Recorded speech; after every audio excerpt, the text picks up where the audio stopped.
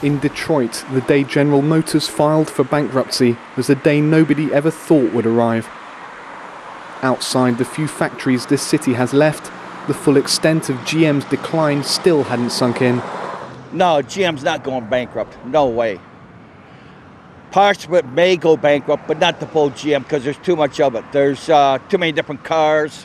At a restaurant next door to an assembly plant, workers past and present watched news of the bankruptcy and government takeover with disbelief. I didn't think it would come down to it. I mean, I was surprised when Chrysler filed for bankruptcy, but now GM's doing it, and the only one left is Ford. They seem to be still in pretty good shape. I hope they stay that way, but, you know, what can you say? It's got to get worse before it gets better, I guess.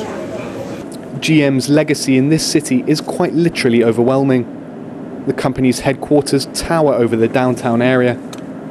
A 73-story glass and steel superstructure, once symbolizing industrial power, now home to a company asking the US government for Chapter 11 protection. We've been given an interview with a top GM executive who's been with the company since the 1960s.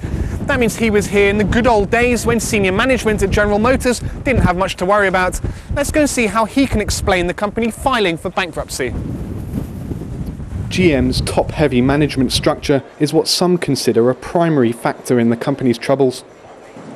Some of our reorganizations were not terribly well thought out. I think we frankly lost some, we consumed a lot of energy and took our eye off the market for quite some time. From where I sit, it really wasn't until we got to the early 90s, that we really had a grip.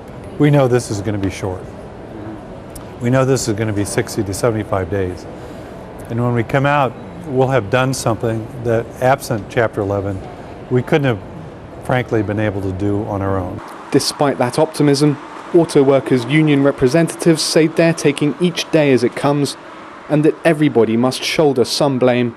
Well, we all can share the responsibility. I'm not going to just put it on just one group or one individual. I'm going to say all us as Americans that are adults and that have jobs, and we all share in this.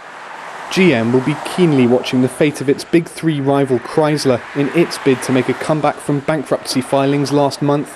But with more plants due to close, nobody in the town GM made Motor City knows if this is a new beginning or simply the beginning of the end. Sebastian Walker, Al Jazeera in Detroit, Michigan.